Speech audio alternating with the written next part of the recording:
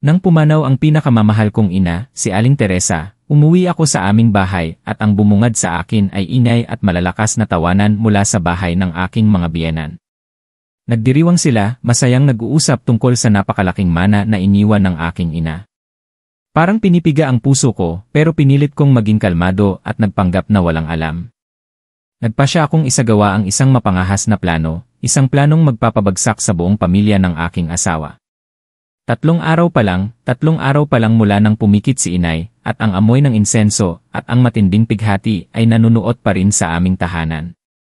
Ang pakiramdam sa paligid ay tila napakabigat, bawat hakbang sa loob ng bahay ay parang may nakakabit na malaking bato sa aking mga paa. Umuwi ako ng mas maaga sa inaasahan, hindi dahil tapos na ang mga gawain sa kumpanya ni inay, kundi dahil hindi ko na makayanan ang nakapanlulumong katahimikan doon. Ang bahay ni inay, kung saan bawat sulok ay dating puno ng tawanan at kwentuhan, ngayon ay nababalot na ng nakakabinging katahimikan.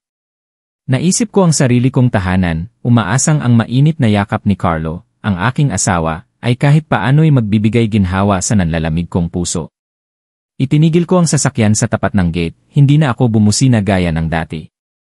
Isang matinding pagod ang bumalot sa buong katawan ko, na kahit ang pagpindot lang sa busina ay parang napakahirap gawin. Dahan-dahan kong binuksan ang gate, pumasok sa bakuran, habang ang isip ko'y lumulutang sa mga susunod na araw na wala na si inay sa aking tabi. Ang aming bahay ay tahimik sa ilalim ng mahinang sikat ng araw sa hapon. Inakala kong ang pamilya niya ay nagsiwian na sa kani-kanilang mga bahay, para bigyan kami ng espasyo bilang mag-asawa. Ngunit nang bahagya kong itulak ang pinto, isang mahinang tunog mula sa sala ang nagpatigil sa akin. Hindi ito tunog ng telebisyon o ng musika. Boses ito ng mga taong nag-uusap. At tila may kasama pang halakhak, isang tawang puno ng kasiyahan, na lubos na kabaligtaran sa pagluluksa na ipinakita ng pamilya ng aking asawa sa mga nakaraang araw. Dahil sa kuryosidad na may halong masamang kutob, sumilip ako sa siwang ng pinto. Sa takbo ng mga pangyayari, hindi magtatagal at susunod na rin si Elena sa nanay niya. Ang matinis at maasim na boses na yon ay sa biyenan kong babae, si Aling Maria. Si Elena, napakahinang babae. Ilang araw pa lang patay ang ina, wasak na. Konting dosis pa ng gamot ni AI. Reyes, at kusa na siyang papasok sa ospital ng Pag-asa at mananatili doon ng matagal. Nanigas ang buong katawan ko. Gamot para sa baliw? Ano ang pinagsasabi niya? Sumunod ang malalim at magaspang na boses ng aking biyenang lalaki, si Mang Jose. Aling Maria, dahan-dahan lang. Kailangang gawin ito ng paunti-unti. Malapit nang kumagat ang malaking isda sa pain, huwag nating sirain ang lahat dahil sa pagmamadali. Malinaw na nakasulat sa pesteng huling habilin na yon, kailangan niyang maging nasa tamang katinuan para makuha ang buong 1 milyong piso at ang kumpanya. Kaya ngayon, kailangan nating gawin siyang baliw para si Carlo, bilang asawa at legal na tagapag-alaga, ang hahawak ng lahat ng ari-arian. Iyan ang pinakamagandang diskarte. 1 milyong piso. Kumpanya. Tagapag-alaga. Bawat salita ay parang karayom na tumutusok sa aking isipan. Hindi ko maintindihan pero blanko ang utak ko. Anong nangyayari? Huwag po kayong mag-alala, itay, inay. Ang pamilyar na boses ni Andrea, ang kapatid ni Carlo, ay umalingaw-ngaw, matinis at puno ng pagmamalaki. Nakaayos na ang lahat. Tao natin si Reyes ng Klinika Payapa. Handa na ang medical records, naghihintay na lang na pumasok ang biktima sa bitad. Nakikita ko namang sobrang tiwala ni Elena kay Carlo. Lahat ng sabihin niya, sinusunod naman agad. At pagkatapos, ang boses na inakala kong pinakamalambing at pinakakapanipaniwala sa lahat ay nagsalita, at ito ang nagtulak sa akin sa bangin ng kawalan ng pag-asa. Ang boses ni Carlo, ang aking asawa. Ako na po ang bahala sa lahat. Mahal ako ni Elena, bulag ang pagtitiwala niya sa akin. Nitong mga nakaraang araw, sinimulan ko ng lagyan ng gamot ang gatas niya. Hindi ito nakamamatay agad, pero unti-unting sisirain ang kanyang isipan, magiging praning, at laging babangungutin. Hindi magtatagal, siya na mismo ang maniniwalang nababaliw na siya. Humalakhak siya, isang tawa ngayon ko lang narinig mula sa kanya. Mabuti na lang at maagang namatay ang matandang iyon. Kung nabuhay pa siya ng ilang taon, baka kung ano pang gulo ang idulot niya. Talagang tamang-tama ang pagkamatay niya. Nga naman. Muling nagsalita ang aking biyenan. Ang pagkamatay niya ay plinano nating lahat. Ilang buwan nating dahan-dahang nilason, kahit ang mga santo ay hindi siya maililigtas. Ngayon, turno na ng anak niya. Kung ano ang puno, siya rin ang bunga. Nakatadhana na talaga silang mamatay sa kamay ng pamilyang ito. Isang nakakakilabot na halakhakan ang umalingaw-ngaw sa sala. Ang tawanan ng 4 na taong tinuring kong pamilya. Nagdiriwang sila sa aking pagdurusa sa pagkamatay ng aking ina. Hindi lang nila binalak na saktan ako, sila mismo ang pumatay sa aking ina. Kumapit ako sa malamig na pader para hindi matumba. Walang luhang tumulo, ngunit ang puso ko'y parang dinudurog. Ang sakit ng pagkawala ni inay ay hindi pa humuhupa, at ngayon ay dinagdagan pa ng sakit ng pinakamalupit na pagtataksil. Lahat sa paligid ko ay gumuho pag-ibig, kasal, pamilya lahat ay isang malaking dula na maingat na itinanghal, at ako ang tangang tau-tauhan sa palabas na iyon. Ngunit sa gitna ng mga abo ng aking tiwala, isang bagong apoy ang nagsimulang sumiklab. Hindi ito apoy ng desperasyon, kundi apoy ng paghihiganti. Hindi ako pwedeng magpatalo. Hindi ko hahayaang mamatay si inay ng walang hustisya. Hindi ko hahayaang magtagumpay sila. Kailangan kong mabuhay. Mabuhay para maghiganti. Dahan-dahan akong umatras, napakagaan ng mga hakbang na walang inay na nalikha. Tumalikod ako, binuksan ang pinto, at maingat na isinara ito. Bumalik ako sa sasakyan, umupo sa driver's seat, at hinigpitan ang hawak sa manibela. Sa salamin, nakita ko ang aking mukha maputla, tulala, ngunit ang mga mata ko'y wala ng bahid ng kahinaan. Sa halip, napalitan ito ng isang malamig at nakakatakot na determinasyon. Ang dula ninyo, ako ang magsusulat ng katapusan. Nagpaikot-ikot muna ako sa aming lugar, hinahayaang sampalin ng malamig na hangin ang aking mukha upang manumbalik ang aking katinuan. Ang puso ko ngayon ay isang magulong halo ng sakit, galit, at pandidiri. Ngunit higit sa lahat, naroon ang isang malamig na determinasyon. Hindi ako pwedeng umuwi agad. Kailangan ko ng oras para ayusin ang aking mga iniisip, para itago ang nagwawalang bagyo sa aking kalooban. Kailangan kong magsuot ng perpektong maskara. Ang maskara ng isang asawang nagluluksa at halos masiraan ng bait dahil sa pagkawala ng ina, isang asawang walang kaalam-alam sa karumal-dumal na planong naghihintay sa kanya. Mga 1 oras ang lumipas bago ako bumalik sa bahay. Pumasok ako, ang mukha ko'y inayos para magmukhang pagod at sawi. Walang tao sa sala, wala na ang nakapangingilabot na tawanan kanina. Siguradong nakaalis na sila. Nasa kusina si Carlo, at nang marinig niya ako, dali-dali siyang lumabas na may bakas ng pag-aalala sa mukha. Saan ka ba galing? Kanina pa kita tinatawagan, hindi ka masagot. Nag-alala ako sa'yo. Lumapit siya, akmang yayakapin ako. Bahagya akong nanginig, at tila may kung anong umakyat sa lalamunan ko na gustong isuka, pero napigilan ko ito. Sumandal ako sa kanya, nagpapanggap na naghahanap ng kanlungan. Ako. Pumunta lang ako sandali sa bahay ni inay. Sobrang miss ko na siya. Sabi ko sa garalgal na boses habang nagsimulang tumulo ang aking mga luha. Sa pagkakataong ito, totoo ang mga luha. Umiiyak ako para kay inay at umiiyak ako para sa sarili kong katangahan. Hinaplos ni Carlo ang aking likod habang ang mga malalambing na salita ay lumalabas sa bibig ng demonyo. Alam kong sobrang sakit ng nararamdaman mo. Huwag ka nang malungkot, andito na ako. Umakyat ka na sa kwarto at magpahinga. Mukha ka ng pagod na pagod. Igagawa kita ng mainit na gatas para masarap ang tulog mo. Mainit na gatas.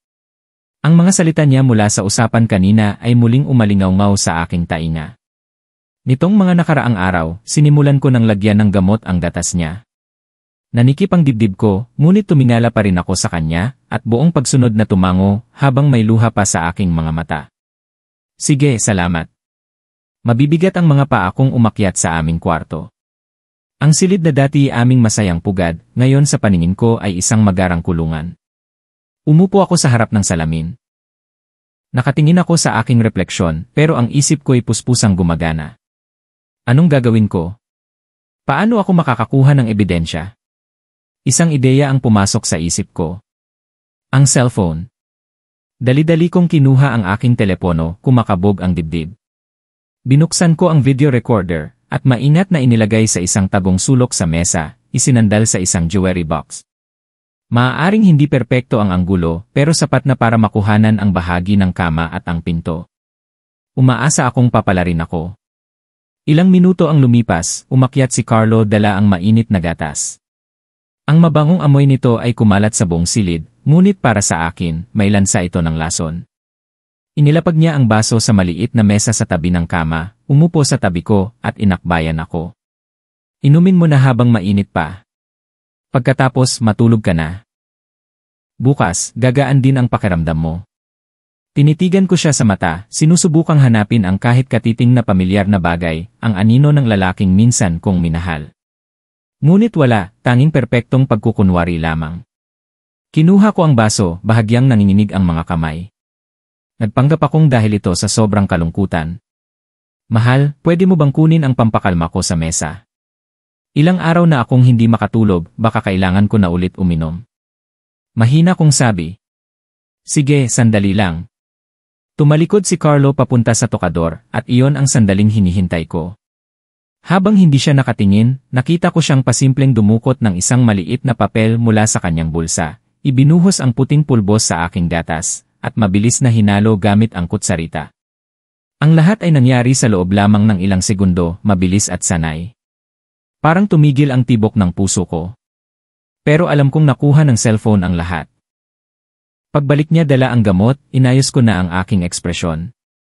Kinuha ko ang tableta, itinaas ang baso, at nagpanggap na uminom ng kaunti. Ang kakaibang pait ng gamot ay kumalat sa aking bibig. Pinigilan kong hindi masuka doon mismo. Medyo mapait ang gatas, mahal, sabi ko habang nakangiwi. Siguro dahil pagod ka lang. Subukan mong ubusin. Patuloy niya akong kinukumbinsi. Nagkunwari akong nabulunan at sinadyang matapon ang kaunting gatas sa kumot. Sorry, ang clumsy ko. Okay lang, okay lang. Kumuha siya agad ng tissue para punasan. Habang abala siya, sinabi ko, pupunta lang ako sandali sa banyo. Dala ang baso ng gatas, mabilis akong pumasok sa banyo at nilock ang pinto. Itinapon ko ang halos lahat ng gatas sa inidoro, nag-iwan lang ng kaunti sa ilalim. Humanap ako ng isang maliit at basyong bote ng lotion, hinugasan ito, at maingat na isinalin ang natirang gatas, saka isinara ng mahigpit. Ito ang magiging pinakamahalagang ebidensya. Paglabas ko, tapos nang maglinis si Carlo. Inilapag ko ang basyong baso sa mesa. Naubos ko na. Mabuti naman. Ngayon, humiga ka na at magpahinga. Ngumiti siya ng may kasiyahan. Humiga ako, ipinikit ang mga mata, at nagpanggap na natutulog. Nanatili si Carlo sa tabi ko sandali, marahil para siguraduhing tumalab na ang gamot. Pagkatapos, dahan-dahan siyang umalis ng kwarto. Nang sumarado ang pinto, agad kong iminulat ang aking mga mata. Madilim ang paligid, ngunit ang isip ko'y mas maliwanag pa kaysa dati. Ang plano kong magpanggap na baliw ay nagsimula na. Tumingin ako sa direksyon ng cellphone na tahimik na nagre-record at sa bote ng gatas na may lason na maingat kong itinago sa aking bag. Ang laban ko ay ngayon pa lang talaga magsisimula. Kinaumagahan, nagising ako na may mabigat na pakiramdam sa dibdib. Halos hindi ako nakatulog kagabi. Sa tuwing pipikit ako, ang imahe ni Carlo na naglalagay ng gamot sa gatas at ang nakapangingilabot na tawanan ng kanyang pamilya ay malinaw na bumabalik sa aking isipan. Sinikap kong magmukhang pagod at lupaypay, akma sa imahe ng isang taong dumaranas ng mental breakdown. Tila nasiyahan si Carlo sa resulta. Maalaga siyang nagtanong, pinagpahinga ako bago siya pumasok sa trabaho. Pagkaalis niya, agad akong kumilos. Ang unang kailangan kong gawin ay makipagkita kay Atty. Garcia, ang pinagkakatiwalaan at personal na abogado ni Inay sa loob ng maraming taon. Kailangan kong malaman ang lahat tungkol sa huling habilin, kung ano ang iniwan ni Inay, at ang mga legal na kondisyon na nakapaloob dito. Ang opisina ni Atty. Garcia ay nasa isang tahimik na kalye sa sentro ng lungsod. Si Atty. Garcia ay mahigit 60 na, may mga puti na sa buhok, maamong mukha, at mga matang laging may kislap ng talino. Nang makita niya ako, hindi niya naitago ang awa. Elena, iha, pumasok ka at umupo. Nakikiramay ako sa pagpanaw ng iyong ina. Siya ay isang napakabuting babae. Salamat po, tito, sagot ko habang umuupo sa silyang nasa tapat ng kanyang mesa, pilit na pinipigilan ang panginginig ng aking boses. Pumunta po ako rito para magtanong tungkol sa huling habilin ni Inay. Tumango si Atty. Garcia. Mula sa isang kabinet, kinuha niya ang isang selyadong folder. Binuksan niya ito at iniabot sa akin ang isang kopya. Ito ang huling habilin na ginawa ng iyong ina 1 taon na ang nakalipas. Ayon dito, iniiwan niya sa iyo ang lahat ng kanyang ari-arian, kabilang ang bahay ng pamilya, ang 1 milyong pisong ipon, at ang lahat ng shares sa kumpanyang parmasyutiko na Teresa Elena. Kumirot ang puso ko nang marinig ko ang pangalan ng kumpanya.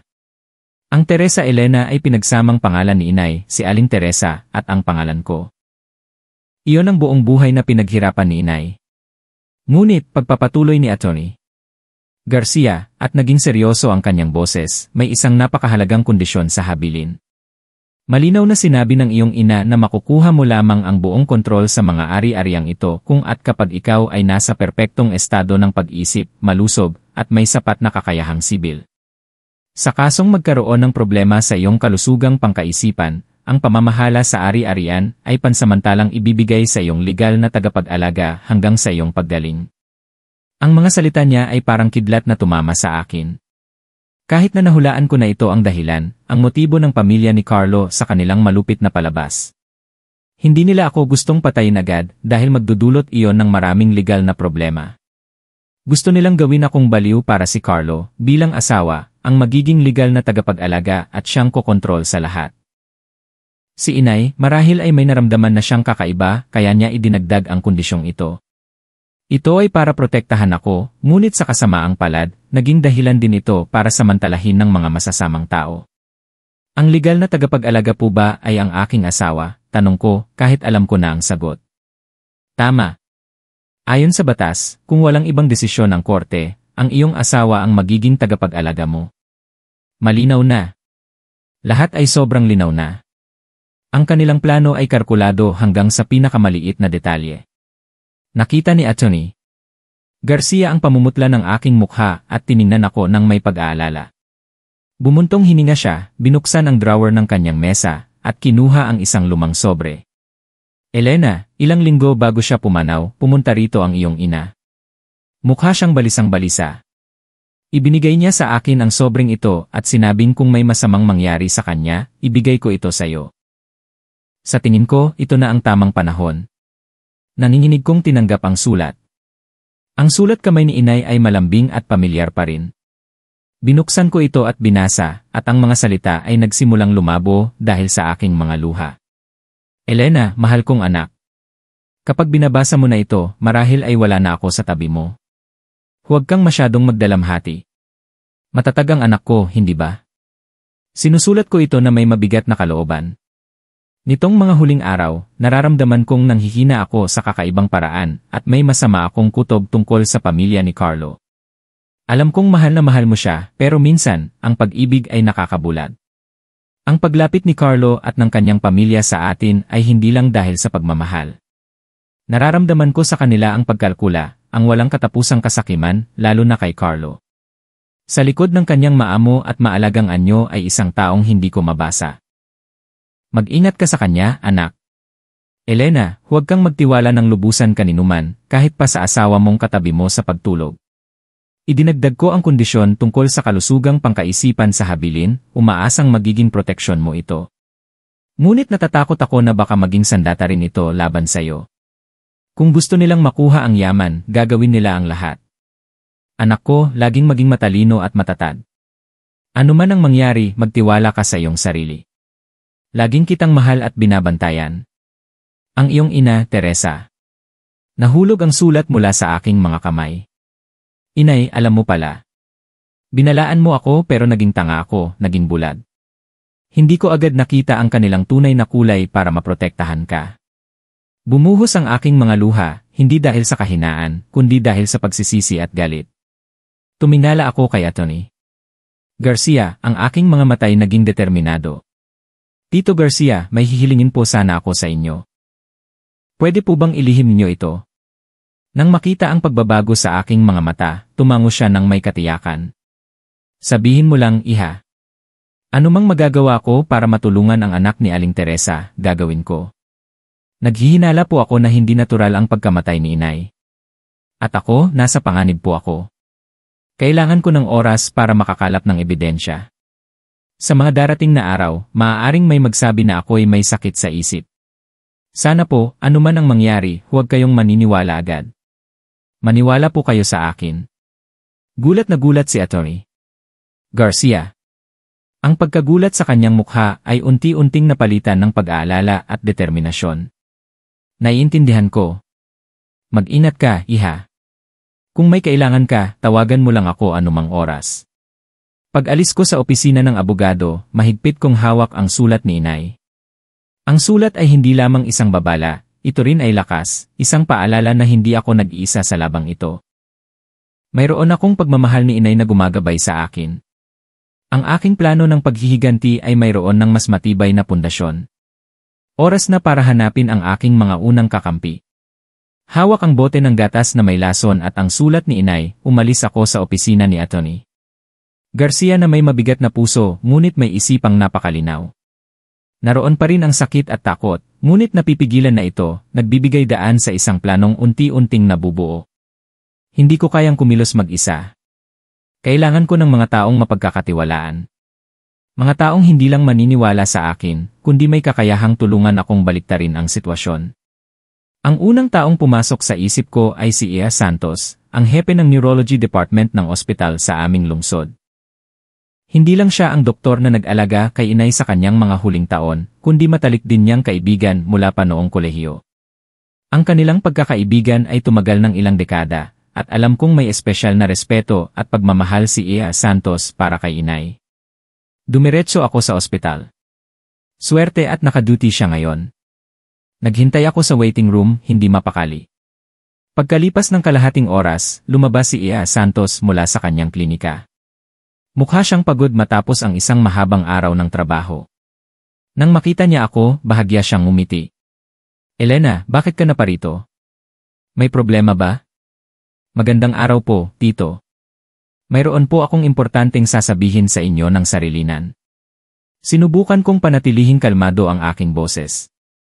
Napansin ang seryosong ekspresyon sa aking mukha, tumango si Ia Santos at isinama ako sa kanyang pribadong opisina. Malinis ang silid, amoy gamot. Pagkasara ng pinto, hindi na ako nagpaligoy-ligoy pa. Inilabas ko ang maliit na bote ng gatas mula sa aking bag at inilagay sa mesa. Tito Santos, naghihinala po ako na hindi dahil sa sakit namatay si inay. Sa tingin ko po, nilason siya, at ito po ang inilagay ng asawa ko sa gatas ko kagabi. Natigilan si Ia Santos, nawala ang maamong ngiti sa kanyang labi at napalitan ng pagkagulat at seryosong anyo. Kinuha niya ang bote, binuksan, at inamoy. Kumunot ang kanyang makapal na kilay. Ano ito? Ipaliwanag mo sa akin ng maayos. Huminga ako ng malalim at ikinuwento ang lahat ng narinig ko sa likod ng pinto ang plano para makuha ang mana, ang balak na gawin akong baliw, at ang pag-amin nila na sila ang pumatay kay inay. Ikinuwento ko ito ng may matinding pagpipigil, walang ni isang patak ng luha, tanging malamig na galit lamang. Pagkatapos kong magkwento, matagal na natahimik si Ia Santos. Ang kanyang mukha ay naging matigas, at sa kanyang mga mata ay may kislap ng galit at sakit. Tumayo siya, naglakad-lakad sa silid, at biglang huminto sa harap ko. Matagal na akong naghihinala. Ang kalagayan ng iyong ina ay mabilis na lumala sa hindi pangkaraniwang paraan, hindi tugma sa normal na takbo ng kanyang sakit. Ang kanyang mga vital signs ay bumagsak sa paraang hindi maipaliwanag, ngunit wala akong ebidensya. Nagtago ako ng isang sample ng kanyang dugo. Hayaan mo't ipapasuri ko ito ulit ngayon din, at ikukumpara sa sample ng gatas na ito. Pagkasabi niyon, kinuha niya ang bote at nagmamadaling lumabas. Naiwan akong mag-isa sa silid, kinakabahan habang naghihintay. Halos 2 oras ang lumipas, na parang isang siglo, bago bumalik si Ia Santos. Mas mabigat pa ang kanyang itsura kaysa kanina. Tama ka, sabi niya, inilapag ang resulta ng laboratorio sa mesa. Sa dugo ng iyong ina at sa sample ng gatas na ito, parehong mayroong isang pambihirang uri ng neurotoxin. Hindi ito nakamamatay agad, ngunit dahan-dahang sinisira ang nervous system, nagdudulot ng mga sintomas tulad ng panghihina, paranoia, at matinding depresyon. Madali itong mapagkamalang karaniwang sakit sa isip. Ang gumawa nito ay napakatuso at may alam sa medisina. Isang malamig na kuryente ang gumapang sa aking likod. Ibig sabihin, matagal nang pinahihirapan si inay. Elena, sa tingin ko, dapat ka na ring magpa-test ng dugo ngayon din, sabi ni Ea Santos na may pag-aalala. Kung ilang araw mo nang iniinom ang gatas na ito, malamang ay may lason na ring naipon sa iyong katawan. Tumango ako. Lumabas ang resulta makalipas ang 1 oras. Mayroon ding lason sa aking dugo, bagamat mababa pa ang konsentrasyon. Diyos ko, mga hayop sila. Hinampas ni Ea Santos ang mesa. Ngayon ko lang siya nakitang magalit ng ganito. Huwag kang mag-alala, buti na lang at maaga nating nalaman. May panlunas sa lasong ito, irereseta ko sa iyo ngayon din kailangan mong inumin ito ng regular at panatilihing lihim. Umupo siya, mabilis na nagsulat ng reseta, at tiningnan ako ng may malalim na pag-isip. Ngayon, anong plano mo? Magre-report sa pulis? Hindi pa po, umiling ako. Napakatuso nila. Baka hindi sapat ang ebidensyang ito para mapatunayan na pinatay nila si inay. Itatanggi nila ang lahat. Kailangan ko ng dagdag na oras. Kailangan kong sila mismo ang magtanggal ng kanilang mga maskara. Tiningnan ako ni Ea Santos, may paghanga sa kanyang mga mata. Mas matanda at mas matatag ka kaysa sa inaakala ko. Sige, tutulungan kita. Sabi mo, gusto ka nilang gawing baliw, tama? Kung gayon, pagbibigyan natin sila. Binuksan niya ang kanyang kabinet at kumuha ng iba't ibang gamot. Ito ang panlunas, kailangan mong inumin. At ito naman, iniabot niya sa akin ang 2 bote ng gamot, ay isang uri ng bitamina at isang mahinang pampakalma, walang masamang epekto. Ngunit kung may mag-test nito, magpopositibo ito sa gamot para sa psychological disorders. Bukod dito, tuturuan kita kung paano gumawa ng ilang pansamantalang sintomas ng sakit sa isip na hindi talaga makakasama sa iyong katawan. Kaya mo bang gawin? Kaya ko po, sagot ko ng walang pag-aalinlangan. Maraming salamat po, Tito. Huwag kang magpasalamat. Ang pagtulong sa iyo ay pagtulong na rin sa akin na makamit ang hustisya para sa aking kaibigan. Pag alis ko sa ospital, mas matatag na ang aking kalooban. Mayroon na akong medikal na ebidensya, panlunas, at isang mahalagang kakampi. Ngunit para mailantad sila, kailangan ko pa ng mga gamit. Tinawagan ko si Sofia, ang aking best friend mula pa noong kolehiyo. Sofia, ako to. Nasa bahay ka ba? Mayroon akong sobrang importanteng kailangan, tulong mo. Si Sofia ay isang eksperto sa electronic devices at kasalukuyang nagtatrabaho sa isang cybersecurity company. Matalino siya, mabilis at sobrang maaasahan. Nang marinig ang kakaibang tono sa aking boses, hindi na siya nagtanong pa at sinabi lang, punta ka na dito. Hindi nakalock ang pinto. Ang apartment ni Sofia ay laging magulo, puno ng iba't ibang electronic parts. Sinalubong niya ako na may pag-aalala sa mukha. Isinara ko ng malakas ang pinto at ikinuwento sa kanya ang lahat, walang labis, walang kulang. Ang pagkagulat ni Sofia ay nauwi sa galit at hinampas niya ang mesa sabay mura. Putragis, mga hayop sila. Elena, huwag kang matakot, andito ako. Anong gusto mong gawin? Lahat gagawin ko. Gusto mo bang lagyan ng bugs ang bahay nyo? I-hack ang computer, i-track sila. Kahit ano, kaya kong gawin. Nang makita ang galit at determinasyon ng aking kaibigan, gumaan ang aking pakiramdam. Kailangan ko ng tulong mo para makakuha ng mga sobrang liit na recording at video devices, yung tipo na mahirap makita. Ngumisi si Sofia, akala ko naman kung ano na. Madali lang yan. Sandali. Naghalungkat siya sa kanyang mga gamit at maya-maya'y may dala ng isang maliit na kahon. Sa loob, naroon ang iba't ibang high-tech na gamit mga buttons na may camera, ballpen na may voice recorder, at mga listening device na kasing liit ng dulo ng daliri na pwedeng idikit kahit saan. Heto, sabi ni Sofia. Espesyal na gamit, matagal ang baterya, malinaw ang audio at video. Tuturuan kita kung paano gamitin at kung paano kukunin ang data ng malayuan. Mula ngayon, lahat ng kilos at salita ng mga hayop na yon hindi na makakatakas. Hawak ang maliliit ngunit makapangyarihang mga gamit na ito, alam kong nagsimula ng ilatag ang aking bitad. Hindi na ako nag-iisa. Mayroon akong si Ea Santos sa medical na aspeto at si Sofia sa teknolohiya. Ang aking plano ng paghihiganti ay kumpleto na sa armas. Pag-uwi ko mula kay Sofia, hindi lang gamot mula kay Ea Santos ang dala ko, kundi isang arsenal ng high-tech na armas. Mabigat ang responsibilidad sa aking dibdib, ngunit nag-aalab din ang pagnanais kong maghiganti. Alam kong hindi ako pwedeng magkamali kahit isang beses. Bawat hakbang ay dapat maingat na kalkulado. Sa mga sumunod na araw, sinimulan ko ang aking pag-arte. Sa umaga, ako ay isang asawang lubog sa kalungkutan, tahimik, madaling magulat, at laging tulala. Sa gabi, madalas akong sumisigaw dahil sa mga bangungot. Nagpakita ng matinding pag-aalala si Carlo, ngunit nakikita ko ang bahagyang kasiyahan sa kanyang mga mata. Sa tuwing nagpapakita ako ng kakaibang kilos, lalo siyang nagiging maalaga at malambing, at lalo akong nasusuklam. Gabi-gabi, dinadalhan niya pa rin ako ng gatas na pampatulog. At gabi-gabi, inuulit ko ang aking dula, kumukuha ng kaunti para sa ebidensya, at itinatapon ang natitira. Kasabay nito, lihim kong iniinom ang panlunas na bigay ni Ea Santos. Habang umaarte, hindi ko kinalimutan ang pangunahing misyon, maghanap pa ng ebidensya. Napansin kong may kakaibang ugali si Carlo. Lagi niyang dala ang kanyang pang-araw-araw na cellphone. Ngunit paminsan-minsan, lalo na sa gabi, pasikreto siyang pumapasok sa kanyang opisina o lumalabas sa balkonahe para sagutin ang isang tawag mula sa ibang telepono. Sigurado akong mayroon siyang sikretong cellphone at maaaring doon nakatago ang kanyang mga maruruming lihim. Dumating ang pagkakataon isang gabi ng Sabado. Pagkatapos akong bigyan ng gatas na may lason, at sa pag-aakalang tulog na ako, naligo si Carlo. Narinig ko ang agos ng tubig mula sa banyo, malakas ang kabog ng aking dibdib. Dahan-dahan akong bumangon at naglakad patungo sa kanyang aparador. May kutob akong may kakaiba doon. Hinalughog ko ang mga nakatuping damit. Wala. Lumipat ako sa mga bulsa ng kanyang mga Amerikana. At bigla, may nahawakan akong isang matigas at malamig na bagay. Isang bagong smartphone, iba sa ginagamit niya. Dali-dali ko itong kinuha, bumalik sa kama, nagtalukbong ng kumot. Humihingi ng password ang screen. Sinubukan ko ang birthday niya, ang anibersaryo namin lahat mali.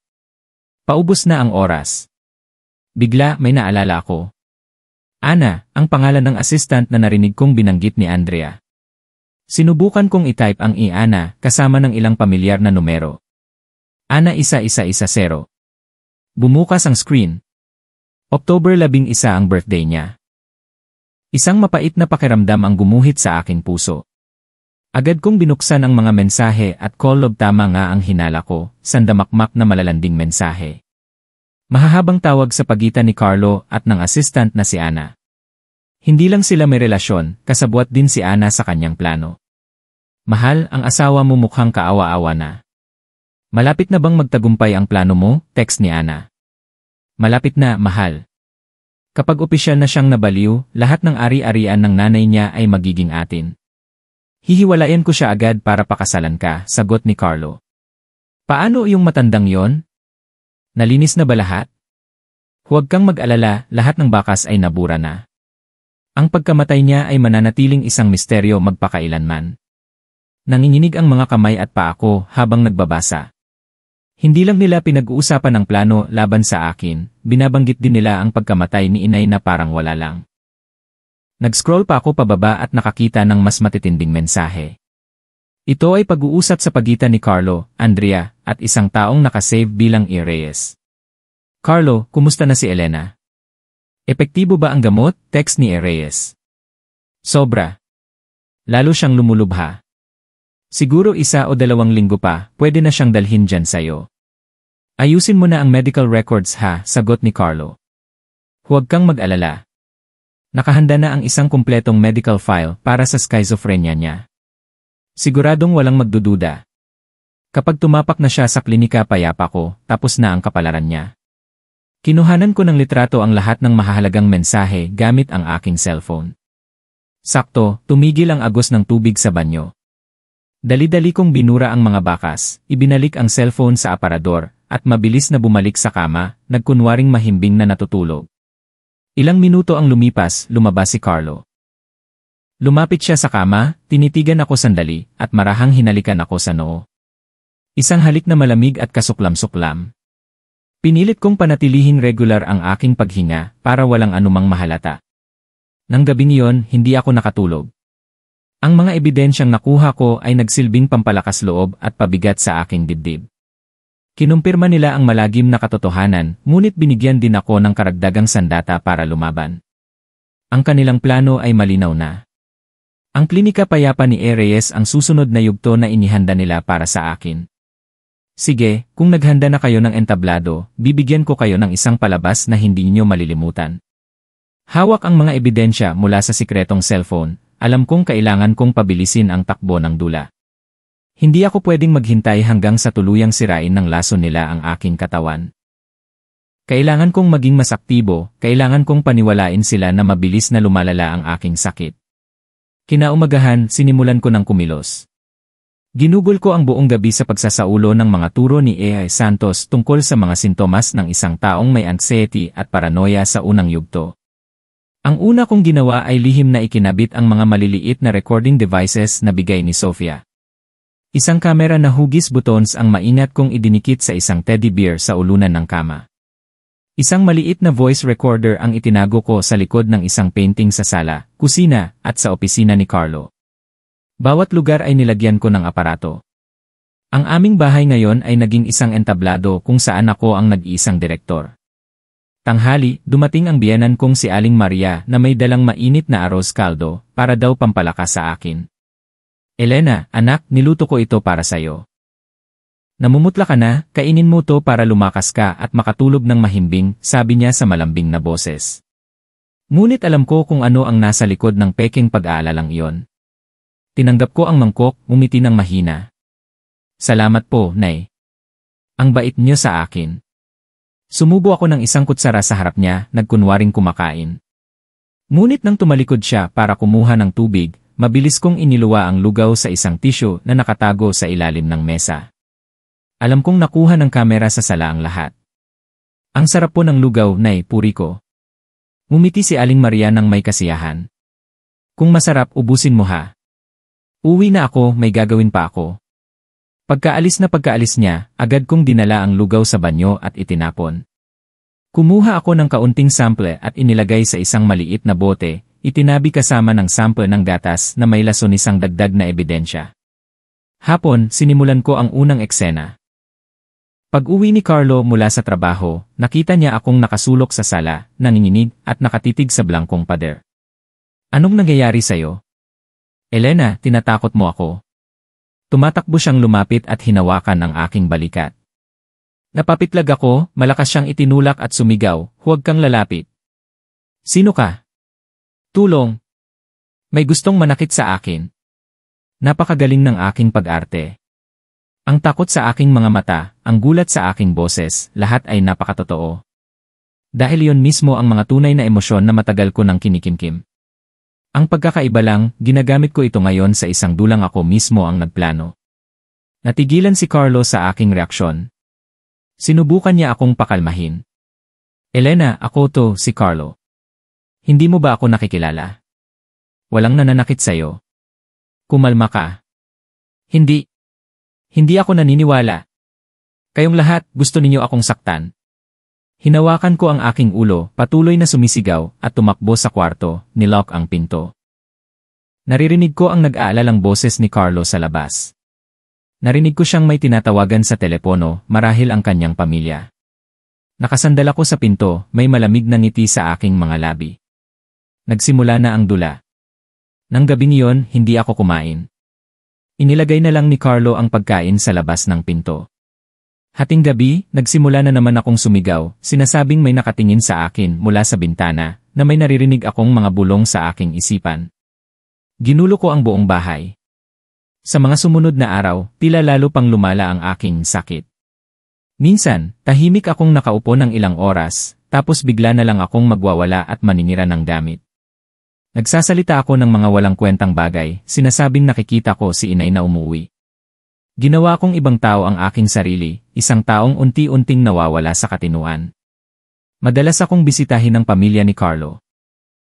Nagpakita sila ng matinding pag-aalala at awa. Ang biyanan ko ay humahagulgol pa. Diyos ko, bakit nagkaganito ang manugang ko? Kawawa naman si Carlo. Ngunit alam kong sa likod ng mga buwayang luha na iyon ay ang labis na kagalakan.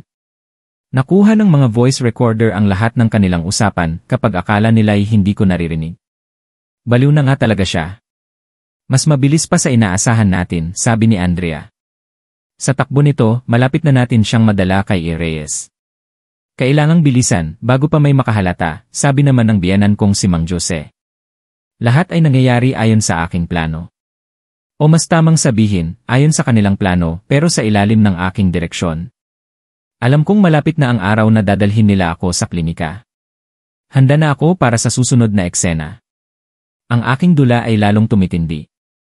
Nagtagumpay ako sa pagtanim sa isipan ng pamilya ni Carlo na ako ay nababaliw.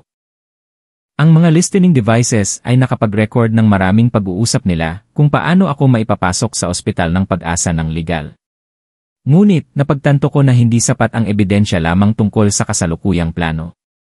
Kailangan kong maghukay ng mas malalim, kailangan kong makahanap ng konkretong ebidensya kung paano nila pinatay si inay at tungkol sa iba pang iligal na gawain ni Carlo na marahil ay hindi ko pa alam. Malaki ang naitulong ni Ia Santos at Sofia. Ngunit mayroon silang sariling mga larangan. Kailangan ko ng isang profesional sa pag-imbestiga, isang taong kayang halungkatin ang nakaraan ng mga taong iyon. Muli akong lumapit kay Sofia. Nang marinig niya ang aking balak, sumang-ayon siya. Tama ang iniisip mo, Elena. Kailangan natin ng profesional. May kakilala ako pero nag-atubili si Sofia. Medyo masungit siya at matanda na. Okay lang, basta magaling siya, sabi ko. Sige, kukontakin ko. Ang pangalan niya ay Tonyo pero mas kilala siya bilang Mang Tonyo. Dating pulis investigador, ngayon ay may maliit na private detective agency na. Magaling daw magresolba ng kaso, sabi ni Sofia, ibinigay sa akin ang address at numero. Ang opisina ni Mang Tonyo ay nasa isang maliit at lumang eskinita. Isang simpleng bahay. Ang karatula na tapat private detective agency ay kupas na rin. Nag-alinlangan ako sandali pero pumasok pa rin. Ang lalaking sumalubong sa akin ay mahigit 60 na, payat ngunit matipuno. Puti na ang kanyang buhok at ang mukha ay puno ng mga guhit ng panahon, lalo na ang kanyang mga mata na napakatalas, tila kayang basahin ang iyong kaluluwa. Sino ang kailangan mo? Tanong niya sa malalim na boses. Magandang araw po. Ako po si Elena. Kaibigan po ako ni Sofia, siya po ang nagrekomenda sa akin. Nang marinig ang pangalan ni Sofia, bahagyang lumambot ang kanyang tingin. Itinuro niya ang isang lumang silyang kahoy, maupo ka. Ano ang maitutulong ko? Umupo ako at buong tapang na ikinuwento muli ang aking istorya. Sa pagkakataong ito, hindi lang ang plano ng pamilya ng asawa ko ang sinabi ko, kundi pati na rin ang aking hinala sa pagkamatay ni inay. Ipinakita ko sa kanya ang mga ebidensyang nakalap ko, ang video ni Carlo na naglalagay ng gamot sa gatas, ang mga text message sa sikretong cellphone, at ang resulta ng laboratorio mula kay Ia Santos. Habang nagkukwento ako, tahimik lang na nakikinig si Mang Tonyo. Wala siyang ipinakitang emosyon, paminsan-minsan lang na kumukurap, lalong lumalalim ang kanyang tingin. Nang matapos ako, nagtanong siya ng isang bagay na walang kaugnayan. Ang nanay mo ba ay si Teresa, ang direktor ng kumpanya ng gamot? Nagulat ako. Opo, paano niyo po nalaman? Hindi agad sumagot si Mang Tonyo. Tumayo siya, pumunta sa isang lumang aparador, at kumuha ng isang luma at naninilaw na litrato. Sa litrato, may isang lalaking mas bata pa sa kanya ngayon, nakahiga sa kama ng ospital. Sa tabi niya ay isang babaeng may maamong ngiti. Ang babaeng iyon ay ang aking ina, si Aling Teresa. Mahigit 20 taon na ang nakalipas, biglang naging malayo ang tingin ni Mang Tonyo. Naaksidente ako habang nasa serbisyo. Mahirap lang kami noon, walang sapat na pera para sa pagpapagamot. Ang iyong ina, si Teresa, na nagsisimula pa lang noon, ang sumagot sa lahat ng gastusin ko sa ospital. Sabi niya, ginawa niya iyon para pasalamatan ang mga taong tulad namin na nagpapanatili ng kapayapaan sa lungsod. Ang utang na loob na iyon, hinding-hindi ko malilimutan habang buhay. Ibinalik niya ang litrato at humarap sa akin. Ang malamig niyang tingin ay napalitan ng simpatya at determinasyon. Elena, iha, tatanggapin ko ang kaso mo, at hindi ako sisingil sa iyo ni isang kusing. Ituring mo na lang itong paraan ko ng pagtanaw ng utang na loob kay Teresa. Pinatay ng mga hayop na iyon ang taong tumulong sa akin, at ngayon ay pinagtatangkaan pa ang kanyang anak. Kung hindi ko sila mailalabas sa liwanag, hindi ako karapat-dapat na tawaging tao. Isang di maipaliwanag na damdamin ang bumalot sa akin. Ang mga kabutihang itinanim ni inay noon ay namumunga ngayon para protektahan ako. Maraming salamat po. Huwag kang magpasalamat. Ipagpatuloy mo lang ang iyong pag-arte. Ako na ang bahala sa investigasyon. Umpisahan ko sa asawa mong si Carlo at sa Reyes na yon, sabi ni Mang Tonyo. Ipinapangako ko sa iyo at sa namayapa, nahahanapin ko ang buong katotohanan. Pag-alis ko sa opisina ni Mang Tonyo, parang nabunutan ako ng tinik. Ngayon, mayroon na akong isang napakalakas na kakampi. Isang taong hindi lang may kasanayan at karanasan, kundi mayroon ding personal na dahilan para tapusin ang kasong ito. Nailatag na ang bitag, kumpleto na ang armas, naghihintay na lang na pumasok ang mga hayop. 3 araw lang pagkatapos ng aming pagkikita, tumawag si Mang Tonyo. Nagkita kami sa isang maliit at tahimik na kapihan. Tahimik pa rin siya at hindi pala salita, ngunit napakabilis at epektibo niyang kumilos. Inilapag niya sa harap ko ang isang manipis na folder. Ito ang mga paunang impormasyon na nakuha ko sa loob ng ilang araw. Kinakabahan kong binuksan ito. Sa loob ay may mga nakatype na report at ilang litratong kuha ng palihim. Una, simula ni Mang Tonyo tungkol sa asawa mong si Carlo. Hindi lang siya isang simpleng sales manager tulad ng alam mo. Sa loob ng 2 taon, ginamit niya ang kanyang posisyon at ang tiwala ng iyong ina para magnakaw ng malaking halaga mula sa kumpanyang Teresa Elena. Ginawa niya ito sa pamamagitan ng mga peking kontrata at pagpapatong sa presyo ng mga order kasama ang mga partner companies.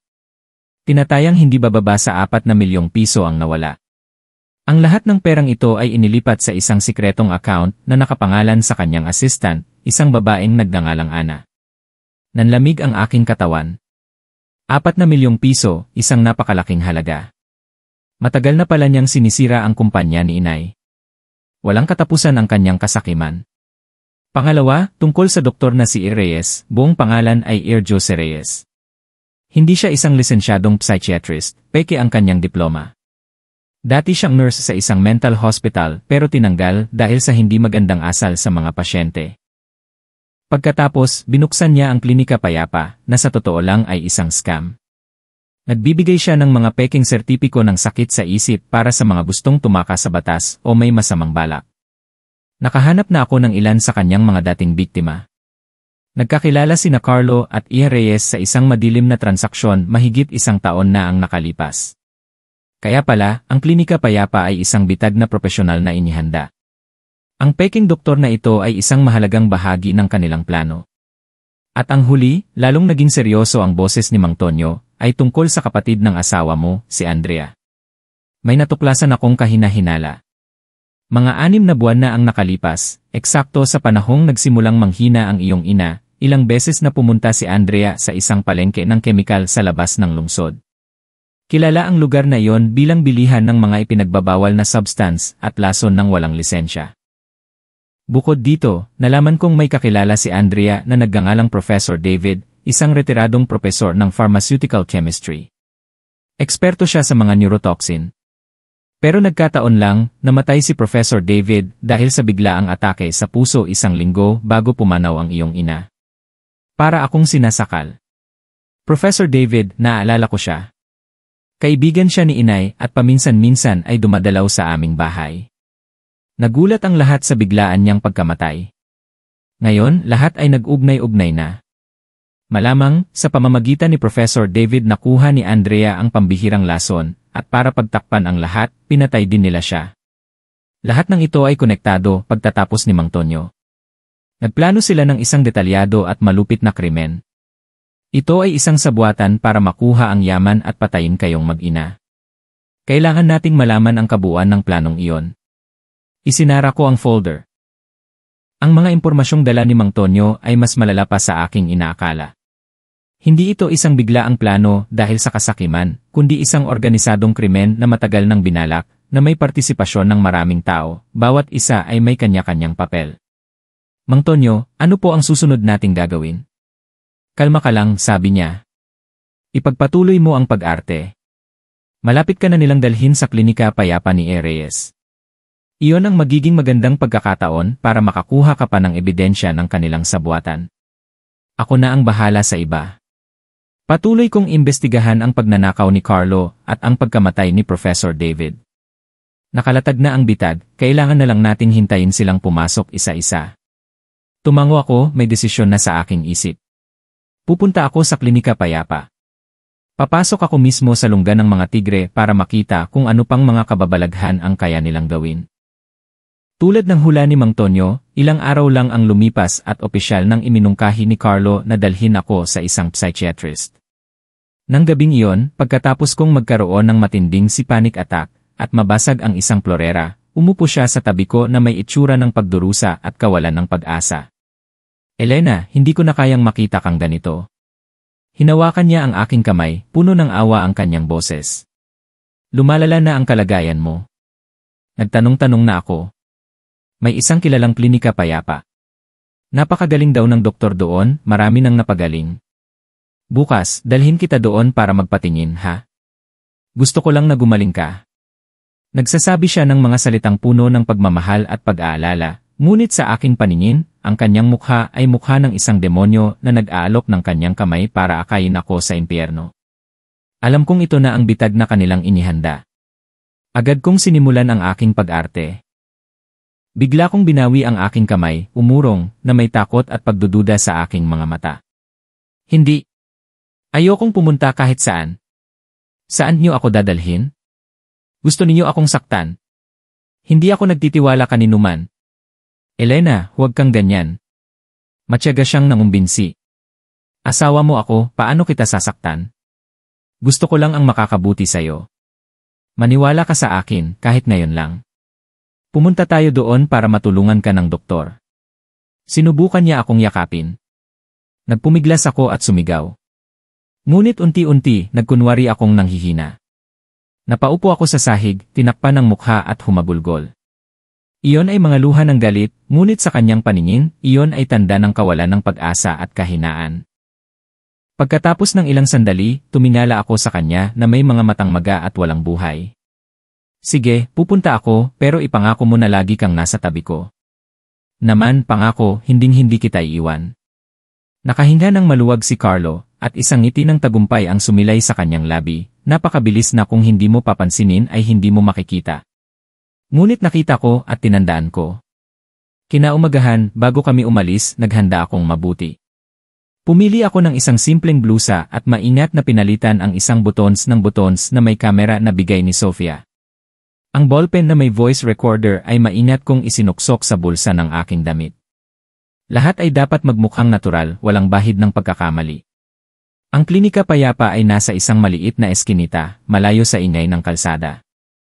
Mukha itong magara at propesyonal, na may berdeng karatula na nagbibigay ng pakiramdam ng kapayapaan. Ngunit pagpasok ko, naramdaman ko ang isang malamig at nakakasakal na hangin. Ang reception area ay simple, malinis hanggang sa puntong parang sterile, ngunit kulang sa init na dapat ay mayroon sa isang lugar para sa therapy. Isang batang nurse ang sumalubong sa amin na may peking ngiti. Pagkatapos ng mga papeles, dinala niya kami sa isang silid sa dulo ng pasilyo. Ang mabigat na pinto ay sumarado sa likod namin na may tunog na clack. Ang lalaking nakaupo sa likod ng mesa ay tumingala. Nasa 30 siya, nakasuot ng puting Amerikana, may salamin na ginto at mukhang edukado. Ito na siguro si Jose Reyes, ang peking doktor. Umiti siya ng magalang. Magandang araw, Carlo. Magandang araw, Ginang. Maupo kayo. Ako si Reyes. Hinila ni Carlo ang upuan para sa akin. Sinimulan niyang ipaliwanag ang aking sakit na may boses na puno ng pag-aalala. Ikinuwento niya ang aking pagkalugmok matapos mamatay si inay, ang mga bangungot, ang mga panic attack, ang mga walang kwentang sinasabi. Ginampanan niya ng perpekto ang papel ng isang mapagmahal na asawa. Nakaupo lang ako, nakayuko, magkahawak ang mga kamay at paminsan-minsan ay nanginginig. Hindi ako nagsalita, hinayaan ko lang si Carlo na magsalita. Alam kong ang buton sa aking damit ay nire-record ang lahat mula sa mapagkunwaring mukha ng doktor hanggang sa madramang pag-aalala ng aking asawa. Nakasara na ang bitag, ngunit hindi ako ang biktima. Pagkatapos magsalita ni Carlo, lumingon sa akin ang peking doktor na si Reyes, sinubukang maging malumanay at maunawain. Ginang Elena, naiintindihan ko po ang inyong pinagdadaanan. Pwede po ba kayong magbahagi sa akin kahit kaunti? Ano po ang nararamdaman niyo? Ito na ang pagkakataon kong umarte. Dahan-dahan akong tumingala, ngunit hindi ako tumingin kay Reyes. Nakatitig ako sa isang sulok ng silid, malaki ang mga mata at puno ng takot. May tao. May nagmamasid sa akin, bulong ko, nanginginig ang boses. Nasa lahat sila ng dako sa pader, sa bintana, gusto nila akong kunin. Sino po sila, ginang? Sino po ang nagmamasid sa inyo? Tanong ni Reyes, hawak ang panulat at handa ng magsulat. Hindi ko alam, umiling-iling ako, niyakap ang sarili. Wala silang mukha, boses lang. Sabi nila hindi pa patay si inay. Sabi nila, itinago ninyo si inay. Bigla akong tumayo, itinuro ang mukha ni Carlo at ni Reyes. Kayo, anong ginawa ninyo kay inay? Ibalik niyo siya sa akin. Agad na tumayo si Carlo para pigilan ako. Elena, kumalma ka. Patay na si inay. Ano bang sinasabi mo? Hindi. Sinungaling kayo, sigaw ko, nagpupumiglas. Lahat kayo sinungaling. Hindi kita asawa. Sino ka? Sino ka? Umarte ako na parang nababaliw, itinulak si Carlo, umatras sa sulok, na may mabangis na tingin.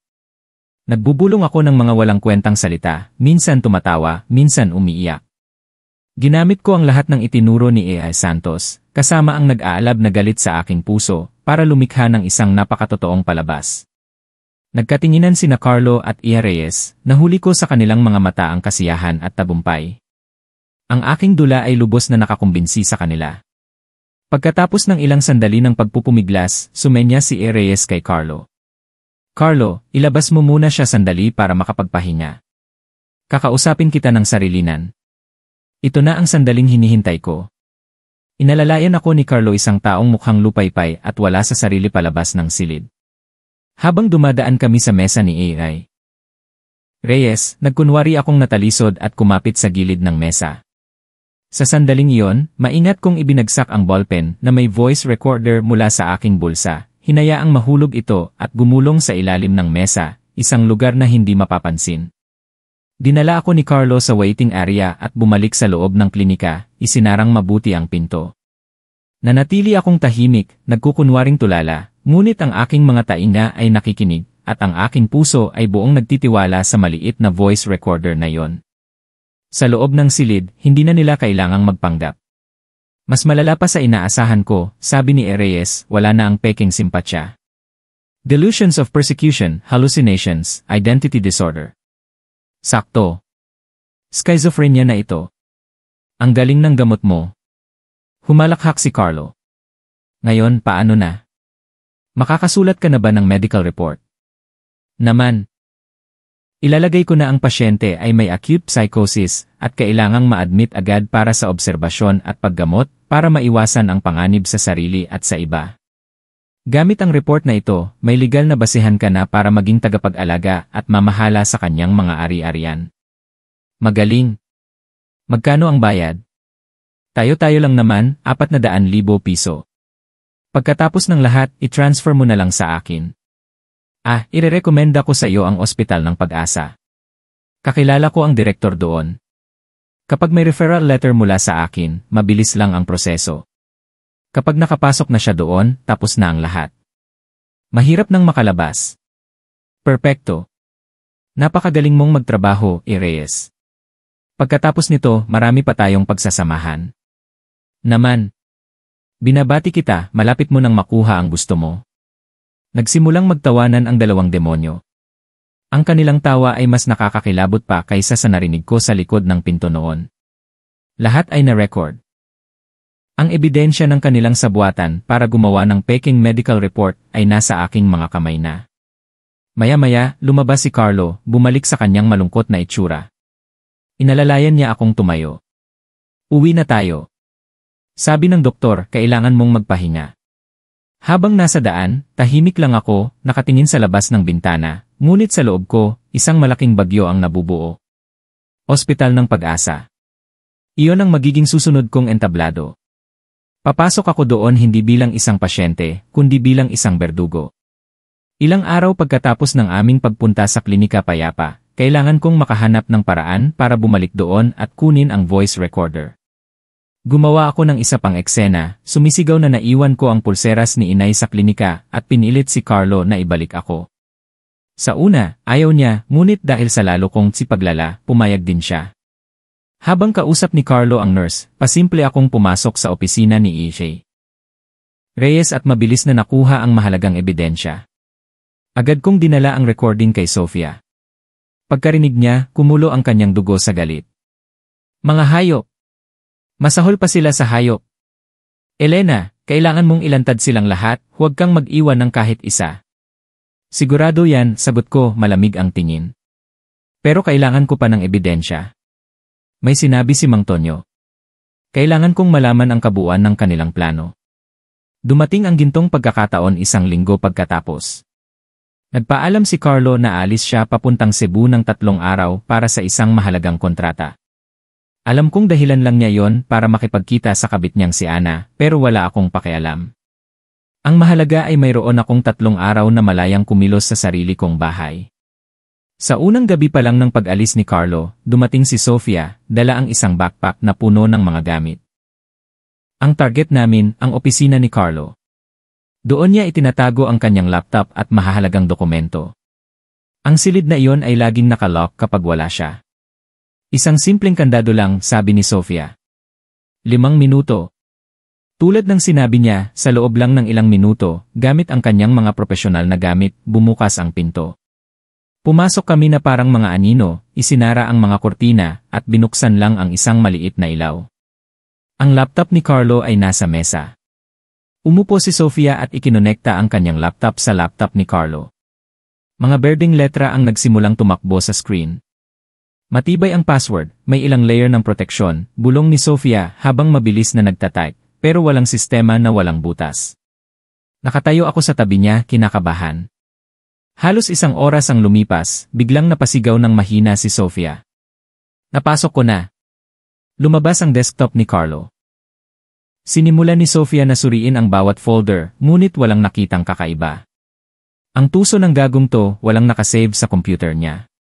Nang halos mawalan na kami ng pag-asa, biglang sumigaw si Sofia. Aha! Tanga sa teknolohiya! Bakit? Tanong ko. Gumagamit siya ng isang secure messaging API sa computer pero nakalimutan niyang mag-log out. Buong history ng chat, andito pa. Nag-click si Sofia at isang chat window ang lumitaw. Parang tumigil ang puso ko. Isa itong group chat na may pangalang ang plano at may 5 miyembro, si Carlo, Andrea, ang aking mga biyenan, Mang Jose, Aling Maria, at isang taong may nickname na Doktor. Binasa namin ang mga mensahe mula sa simula, mahigit 1 taon na ang nakalipas. At doon, lumabas ang buong karumal-dumal at malupit na plano.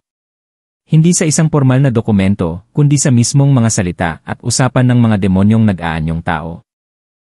Pinag-usapan nila kung paano ako makikilala at lalapitan.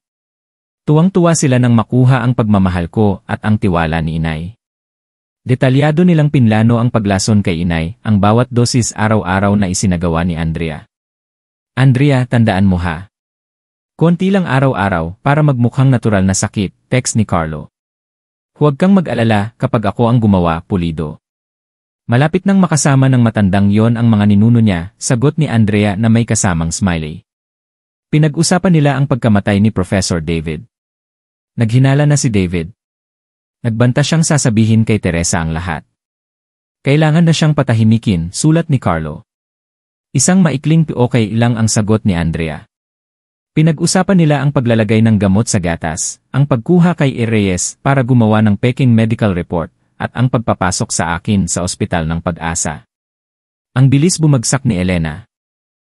Talagang kung ano ang puno, siya rin ang bunga, parehong mahina. Natuwang sinabi ng biyenan kong si Aling Maria, sa takbo nito, malapit nang maging matagumpay ang plano natin. Maghanda na tayong lahat na magpakasaya. Nag-text ang biyenan kong si Mang Jose. Habang binabasa ang mga mensaheng iyon, hindi na ako makatayo. Napaupo ako sa sahig, nanginginig ang buong katawan. Iba ang pakiramdam ng marinig lang ang kwento, kaysa sa mabasa mismo ang mga salitang isinulat nila. Ang kanilang kalupitan at kawalang awa ay kitang-kita sa bawat salita, sa bawat emoji. Elena, okay ka lang? Agad akong inalalayan ni Sofia. Umiling ako habang tuloy-tuloy ang pagpatak ng luha. Okay lang ako. Mabilis na ginamit ni Sofia ang isang espesyal na software para i-extract at i-save ang buong chat history sa isang secure na VSE. Nakuha na natin, Elena. Ang pinakamatibay na ebidensya. Tapos na sila. Magbabayad ang mga hayop na to. Inalis namin ang lahat ng bakas, ibinalik ang lahat sa dati, at umalis sa opisina. Hawak ang ifesi, alam kong malapit na ang araw ng paghuhukom. Bumalik si Carlo mula sa kanyang business trip, walang kaalam-alam na ang kanyang madilim na plano ay nabunyag na. Nang makita ang lalo kong sipaglala, kasama pa ang peking medical report ni Reyes, nagpasya siyang hindi na ito pwedeng ipagpaliban. Isang umaga, habang nakaupo akong tulala sa kwarto, pumasok si Carlo kasama ang kanyang mga magulang at kapatid. Kasama nila ang dalawang malalaking lalaki na nakauniporme ng ospital. Alam kong dumating na ang araw na ito. Elena, kailangan mo nang magpagamot sa ospital, sabi ni Carlo, pilit na ginagawang malungkot ang boses. Para sa ikabubuti mo, kailangan mong makinig sa akin. Nagsimula akong sumigaw at magpumiglas ng husto. Ayoko. Ayokong umalis. Bitawan niyo ako, tulong. Ngunit ang pagtutol ng isang baliw na tulad ko ay walang laban sa dalawang malalaking lalaki. Hinawakan nila ako ng mahigpit at tinurukan ng pampakalma. Bumigat ang aking mga talukap, unti-unting nawala ang aking malay, ngunit sa kaibuturan ng aking isipan, gising na gising ako. Dinala ako sa isang ambulansya, patungo sa ospital ng Pag-asa. Ang mabigat na bakal na gate ng ospital ay sumarado sa likod ko, parang pinto ng impyerno. Dinala ako sa isang puting-puti at malamig na silid, na may isang bakal na kama at bintanang may rehas. Pinalitan ang aking damit ng uniforme ng pasyente. Mula ngayon, opisyal na akong isang pasyenteng may sakit sa isip. Ang mga sumunod na araw ay tunay na impyerno. Ang matapang na amoy ng gamot, ang mga sigaw na naririnig sa buong araw at gabi. Ang mga walang buhay na tingin ng ibang pasyente. Pinipilit akong uminom ng mga gamot na hindi ko alam kung ano. Mga gamot na sigurado akong sisira sa aking isipan kung inumin ng matagalan. Dahil sa paghahanda ni Ea Santos, natutunan kong itago ang tableta sa ilalim ng aking dila at iluwa ito kapag walang nakatingin. Kailangan kong ipagpatuloy ang aking pag-arte. Minsan tulala, minsan sumisigaw para walang maghinala. Mga isang linggo pagkatapos kong ma-admit, dumalaw si Andrea. Dumating siyang mag-isa, may dalang basket ng prutas at isang ngiti ng tagumpay sa kanyang labi. Akala niya, ako ngayon ay isang sirang manika na lang, wala nang anumang pag-isip. Umupo siya sa silya sa tabi ng kama, tiningnan ako ng may paghamak. Kita mo na, Elena. Sinabi ko na sa'yo, hindi mo kami kayang talunin. Tignan mo ang sarili mo ngayon, ano nang pinagkaiba mo sa isang baliw? Tahimik lang akong nakaupo, nakatitig sa pader. Alam kong ito na ang aking pagkakataon. Bago ako dinala dito, binigyan ako ni Sofia ng isang huling gamit, isang maliit na hair clip na isang napakasensitibong voice recorder. Lagi ko itong suot. Nang makitang hindi ako kumikibo, lalo siyang lumakas ang loob. Lumapit siya at bumulong sa aking tainga na may tinig na puno ng kamandad. Alam mo ba kung paano namatay ang nanay mo? Ako mismo ang gumawa. Sa loob ng 6 na buwan, araw-araw, personal kong ipinagluluto siya ng masustansyang pagkain na may kasamang espesyal na regalo na pinaghirapan kong hanapin. Maganda ang lasong iyon, hindi agad nakamamatay, kundi dahan-dahan kang mamamatay sa sakit at panghihina. Pagdating ng araw na mamatay siya, mukha lang siyang matagal nang may sakit, walang magdududa. Humalakhak siya ng malakas. Pati na rin yung tangang si Professor David. Tinulungan niya akong makuha ang gamot na yon, pero masyadong madaldal, nagbantang isisiwalat ang lahat. Kaya binigyan ko siya ng mas malakas na dosis, isang bigla ang atake sa puso. Ang dali, di ba? Parang libu-libong kutsilyo ang tumusok sa puso ko, pero kinagat ko ang aking labi para magtiis. Kailangan kong panatilihin ang aking mukha na walang anumang emosyon. Kailangan kong marinig, kailangan kong i-record ang lahat. Ngayon, ikaw naman, marahan niyang tinapik ang aking pisngi. Mananatili ka dito habang buhay. Lahat ng ari-arian niyong mag-ina ay mapupunta kay Carlo, sa pamilya namin. Kita mo na. Ang mga tanga at mahihinang tulad ninyong mag-ina, paano kayo mananalo? Sige, manatili ka na dito at makipagkaibigan sa ibang mga baliw, mahal kong hipag. Pagkasabi niyon, tumayo siya, inayos ang kanyang damit at buong pagmamalaking lumabas ng silid. Nang sumarado ang pinto, dahan-dahan kong hinawakan ang hair clip sa aking buhok. Isang mainit na patak ng luha ang dumaloy sa aking pisngi. Inay, nakuha ko na. Ang pag-amin ng pumatay sa'yo. Malapit nang makamit ang hustisya. Ang buhay sa ospital ng Pag-asa ay tunay na impyerno sa lupa. Bawat araw na lumilipas ay isang pagsubok sa aking pasensya at determinasyon. Kailangan kong mamuhay kasama ng mga taong tunay na kaawa-awa, mga taong nawalan na ng katinuan, at nalunod na sa kanilang sariling mundo. Kailangan kong tiisin ang magaspang na pagtrato ng ilang mga nurse at attendant na tinitingnan ang mga pasyente na parang mga hayop.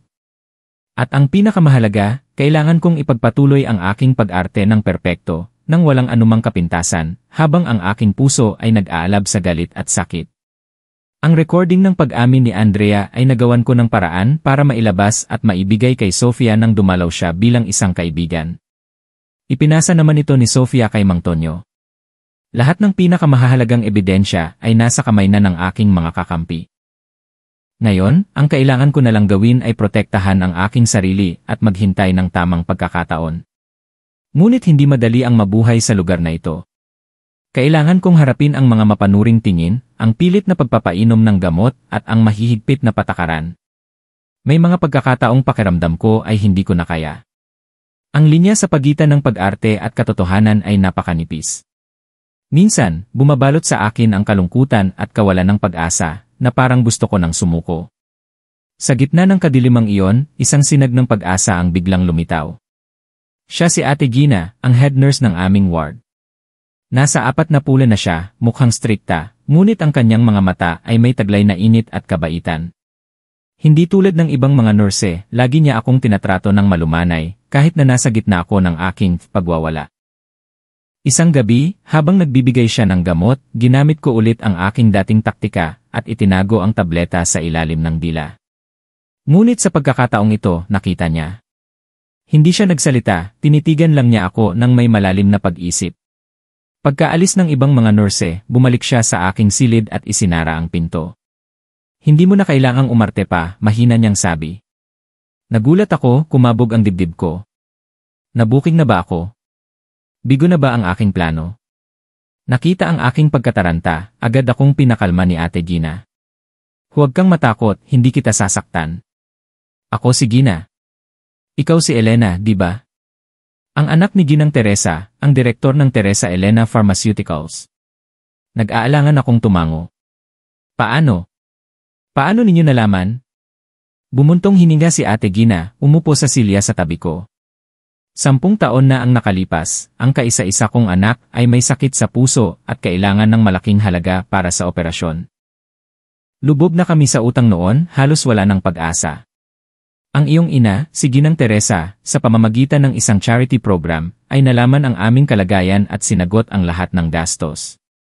Iniligtas ng iyong ina ang buhay ng anak ko. Ang utang na loob na yon, hinding-hindi ko malilimutan. Tiningnan niya ako, puno ng pasasalamat at awa ang kanyang mga mata. Nang makita ko ang medical records mo, alam ko nang may mali.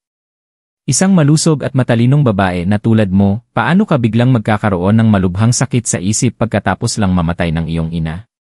Lihim kitang inoobserbahan nitong mga nakaraang araw. Ang paraan mo ng pagtago ng gamot, ang iyong mga mata kapag walang nakatingin. Hindi iyon mga mata ng isang baliw. Iyon ay mga mata ng isang taong may malalim na pinaplano. Isang matinding emosyon ang bumalot sa akin. Si inay na naman. Kahit wala na siya, ang mga kabutihang ginawa niya ay nananatili para protektahan ako. Hindi ko na napigilan. Bumuhos ang aking mga luha. Sa unang pagkakataon matapos ang matagal na pagpipigil, naiyak ako ng totoo. Ikinuwento ko kay Ate Gina ang lahat, ang plano ng pamilya ni Carlo, at ang aking plano ng paghihiganti. Pagkatapos niyang marinig ang lahat, hinawakan niya ng mahigpit ang aking kamay, puno ng galit ang kanyang mga mata. Mga hayop sila. Hindi sila tao. Huwag kang mag-alala, Elena, tutulungan kita. Dito sa lugar na ito, ako ang masusunod. Sisiguraduhin kong walang makakapanakit sa'yo. Ibigay mo sa akin ang lahat ng ebidensya mo para maitago ko, at ako na rin ang magiging tulay mo sa mga kaibigan mo sa labas. Mula noon, gumaan ang buhay ko sa ospital. Maingat na inayos ni Ate Gina na hindi ako mapilitang uminom ng mga mapanganib na gamot. Siya ang naging sikretong mensahero ko, tinutulungan akong makipag-ugnayan kina Sofia at Mang Tonyo. Sa pamamagitan niya, nalaman kong nakakalap na si Mang Tonyo ng marami pang ebidensya tungkol sa pagnanakaw ni Carlo. Habang si Attorney Garcia naman ay inihahanda na ang lahat ng legal na dokumento. Itinakda na ang petsa ng pagdinig para sa guardianship. Iyon ang magiging araw ng paghuhukom. Mabilis na lumipas ang panahon. Halos 1 buwan na akong nakakulong sa ospital ng Pag-asa. Sa labas, abala sina Carlo sa pag-aayos ng mga papeles para agawin ang aking mana. Ang pagdinig para sa guardianship ay magaganap sa Makalawa. Iyon ang magiging mapagpasyang sandali. Hindi ako pwedeng humarap sa korte na mukhang pasyenteng may sakit sa isip. Kailangan kong makatakas dito. Ang plano ng pagtakas ay maingat naming pinag-usapan ako, si Sofia, si Mang Tonyo, at si Ate Gina sa pamamagitan ng maliliit na sulat na lihim naming ipinapasa. Ngayong gabi ang tamang oras. Nang gabing iyon, ang ospital ng Pag-asa ay nababalot ng nakakatakot na katahimikan, na paminsan-minsan ay binabasag ng mga sigaw mula sa ibang mga silid. Ayon sa plano, lihim na hinaluan ni Ate Gina ng malakas na pampatulog ang hapunan ng 2 gwardiya sa gate at ilang mga nurse na nakaduty sa aming ward. 11:00 ng gabi, tahimik na binuksan ni Ate Gina ang pinto ng aking silid. Inabutan niya ako ng ordinaryong damit at bumulong, handa na ang lahat. Mag-ingat ka. Tumango ako at mabilis na nagpalit. Ang puso ko ay kumakabog na parang tambol, ngunit ang aking isip ay napakalinaw. Dahan-dahan kaming naglakad sa madilim na pasilyo. Dahil kay Ate Gina, madali naming naiwasan ang mga nurse na mahimbing nang natutulog. Ang pinakamahirap na bahagi ay ang gitnang hardin at ang pangunahing gate. Kahit na natutulog ang mga gwardiya, ang mga security camera ay gumagana 24 paghahati 7. Dito na papasok si Sofia. Nagtago kami sa likod ng isang malaking halaman. Kinuha ni Ate Gina ang isang maliit na telepono at tumawag. Sa kabilang linya, si Sofia ay nasa harap ng kanyang computer, sinisimulan ng i-hack ang sistema ng seguridad ng ospital. 5 minuto pa, bulong ni Ate Gina. Sabi ni Sofia, luma na ang sistema nila. Ulitin niya ang isang lumang recording sa loob ng 10 minuto. Mayroon lang tayong 10 minuto para kumilos. Ang 5 minuto ay parang isang siglo. Sa wakas, nag-vibrate ang telepono ni Ate Gina. Simulan na. Lumabas kami mula sa aming pinagtataguan at tumakbo patawid sa malawak na hardin. Maliwanag pa rin ang mga ilaw, ngunit alam naming sa security room, isang peking tahimik na eksena ang ipinapakita. Pagdating namin sa gate, isang pamilyar na itim na sasakyan ang naghihintay. Lumabas si Mang Tonyo at mabilis na pinutol ang malaking kadena gamit ang isang bolt cutter. Ang mabigat na gate ay naibukas ng sapat para makalusot ang isang tao. Niyakap ko si Ate Gina. Salamat po, ate. Hinding-hindi ko po malilimutan ang tulong ninyo. Umalis na kayo, Elena, sabi ni Ate Gina. Ipaglaban mo ang hustisya para sa nanay mo. Ako na ang bahala dito. Lumusot ako sa siwang ng gate. Inalalayan ako ni Mang Tonyo at Sofia. Mabilis na umandar ang sasakyan, palayo sa impyernong tinatawag na ospital ng Pag-asa. Nasa loob ng sasakyan, huminga ako ng malalim, dinadama ang hangin ng kalayaan. Hinawakan ni Sofia ng mahigpit ang aking kamay, habang tinitingnan ako ni Mang Tonyo sa salamin, puno ng tiwala ang kanyang mga mata. Handa na ang lahat, Elena, sabi ni Mang Tonyo. Bukas, bibigyan natin sila ng isang malaking sorpresa. Tumango ako, may determinasyon sa aking mga mata. Ngayong gabi, nakatakas ako mula sa impyerno. Bukas, ako naman ang magtutulak sa mga demonyo sa impyernong sila mismo ang gumawa. Kinaumagahan, sa korte ng lungsod, seryoso at tensyonado ang kapaligiran. Ito ang pagdinig para pagpasyahan ang karapatan sa pangangalaga sa akin at sa aking malaking mana. Naroon sina Carlo at ang kanyang buong pamilya, lahat ay nakasuot ng magagarang damit na hindi maitago ang kasakiman at tagumpay sa kanilang mga mata. Naroon din ang peking doktor na si E. Reyes bilang isang expert witness. Tumayo si Carlo sa harap ng korte at sinimulan ang kanyang dula. Umiiyak niyang ikinuwento ang sakit na makita ang kanyang asawang nababaliw at ang kanyang responsibilidad na alagaan ako. Ipinakita niya ang peking medical report na inihanda ni E. Reyes, kasama ang mga pinutol-putol na video kung saan ako ay sumisigaw at naninira ng gamit. Kagalang-galang na hukom, sabi ni Carlo sa malungkot na boses. Ang aking asawa, si Elena, matapos ang pagpanaw ng kanyang ina, ay tuluyan nang nawala sa katinuan. Hindi na niya ako nakikilala, laging may mga guni-guni, at mapanganib ang kanyang mga kilos. Kasalukuyan siyang ginagamot sa ospital ng Pag-asa. Bilang kanyang asawa, at ang taong pinakamamahal sa kanya, hinihiling ko po na ipagkaloob sa akin ang legal na pangangalaga para maalagaan ko siya at mapamahalaan ang mga ari-ariang iniwan ng kanyang ina hanggang sa siya'y gumaling. Sumunod, tinawag si Reyes. Buong kumpiyansa niyang ipinaliwanag ang mga teknikal na termino, sinusuri ang aking sakit batay sa pekeng mga dokumento. Sinabi niyang kailangan ko ng pangmatagalang paggamot sa isang nakahiwalay na lugar at wala akong kakayahang magdesisyon para sa aking sarili. Tila lahat ay naayon sa kanilang plano. Tumango-tango ang hukom habang tinitingnan ang mga ebidensya. Sinimulan ng basahin ng abogado ni Carlo ang kanyang pangwakas na salita, hinihiling sa korte na aprobahan ang kanilang petisyon. Sa audience, tahimik na nakaupo sina Atty. Garcia at Ia Santos kalmado sa kakaibang paraan. Wala sina Mang Tonyo at Sofia. Eksakto sa sandaling magbibigay na ng paunang desisyon ang hukom, isang malakas na tunog ang narinig. Bumukas ang malaking pinto ng korte. Lahat ng mata ay napatingin doon. At pumasok ako. Hindi ako nakasuot ng damit ng pasyente. Nakasuot ako ng isang elegante at makapangyarihang itim na business dress, maayos ang aking buhok, at may bahagyang pampaganda sa mukha. Bawat hakbang ng aking mataas na takong ay matatag at puno ng kumpiyansa. Ang tunog nito sa sahig ay malinaw at matigas. Natigilan ang buong korte. Sina Carlo, ang kanyang pamilya, at si Reyes ay natulala. Ang kanilang mga mukha ay namutla mula sa pagkagulat hanggang sa matinding takot. Tiningnan nila ako na parang nakakita ng multo. Lumakad ako sa harap ng hukom, ang aking boses ay malinaw at walang panginginig. Kagalang-galang na hukom, ako po si Elena. Ako po ay nasa tamang pag-isip at malusog. Nandito po ako ngayon para tutulan ang petisyon ng aking asawa, si Carlo. At higit pa rito, nandito ako para isakdal siya at ang kanyang mga kasabwat sa krimen ng pandaraya, pagnanakaw at pagpatay. Ang aking mga salita ay parang bombang sumabog sa loob ng korte. Ang katahimikan ay napalitan ng mga bulungan. Paulit-ulit na pinukpok ng hukom ang kanyang martilyo para mapanatili ang kaayusan. Lumingon ako kay Carlo na nakatayong parang estatwa, pinagpapawisan ng husto. Tinitigan ko siya sa mata at mumiti ng malamig. Ang dula ninyo tapos na. Nagkagulo ang buong korte. Si Carlo ang unang nakabawi. Itinuro niya ako, nauutal na sinabi sa hukom, huwag po kayong maniwala sa kanya. Siya. Tumakas siya sa ospital.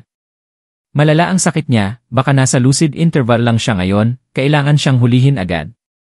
Agad namang sumang-ayon si E.J. Reyes. Tama po, hukom. Ang mga pasyenteng may schizophrenia ay madalas na may mga sandaling mukhang normal. Ito po ay isang mapanganib na sintomas. Ngunit hindi ko sila binigyan ng pagkakataong magpatuloy. Lumingon ako kay Atty. Garcia na nakatayo na. Tumango siya sa akin. Kagalang-galang na hukom, sabi ni Atty. Garcia, ang aking kliyente, si Ginang Elena, ay nasa perpektong kalusugan at mayroon kaming sapat na ebidensya para patunayan yon at para ilantad ang isang napakalupit na sabuatan. Sumenyas siya at muling bumukas ang pinto. Pumasok sina Mang Tonyo at Sofia, kasunod ang dalawang technical staff ng korte. May dala silang mga kagamitan para sa presentasyon. Kagalang-galang na hukom, nais ko pong ipresenta ang mga ebidensya, sabi ko, umalingaw-ngaw ang boses sa buong silid. Unang ebidensya, ipinapahintulot po sanang patugtugin ang isang voice recording. Ang recorder ay ikinonekta sa sound system ng korte. Pagkatapos ng isang segundo ng katahimikan, isang pamilyar, matinis, at puno ng kamandag na boses ang umalingaw-ngaw. Alam mo ba kung paano namatay ang nanay mo? Ako mismo ang gumawa. Sa loob ng 6 na buwan. Pati na rin yung tangang si Professor David. Kaya binigyan ko siya ng mas malakas na dosis. Iyon ang boses ni Andrea. Ang kanyang pag-amin sa ospital ng Pag-asa ay narinig ng malinaw, walang kulang na salita. Napigil ng lahat ang kanilang hininga. Si Andrea na nakaupo sa ibaba ay nawalan ng kulay sa mukha. Nanginginig siya at sumigaw ng malakas bago bumagsak sa sahig. Dali-daling lumapit ang kanyang ina para tulungan siya habang sumisigaw. Hindi. Hindi totoo yan. Frame up lang yan. Ngunit ang kanyang pag-arte ay hindi na makakumbinsi kaninuman. Pangalawang ebidensya, sabi ko, hindi hinayaang humupa ang gulo. Ipinapahintulot po sanang ipalabas ang isang video. Sa malaking screen, lumitaw ang imahe ng aming kwarto. Nakita ng lahat si Carlo na pumasok dala ang gatas. At habang nakatalikod ako, lihim niyang ibinuhos ang isang puting pulbo sa baso. Ang kanyang kilos ay mabilis at maingat, ngunit sa anggulo ng kamera ng cellphone na itinago ko, lahat ay malinaw na nakita. Natigilan si Carlo, nakatitig sa screen, hindi makapaniwala. Hindi. Paanong? Hindi pa tapos ang ebidensya. Malamig ang aking boses. Ipinapahintulot po sanang ipakita ang history ng isang sikretong group chat na nagngangalang ang plano. Sa malaking screen, isa-isang lumabas ang mga screenshot ng mensahe mula sa computer ni Carlo. Ang usapan ng 5 tao, pinag-uusapan ang paglason kay inay, ang pakikipagsabuatan kay Reyes.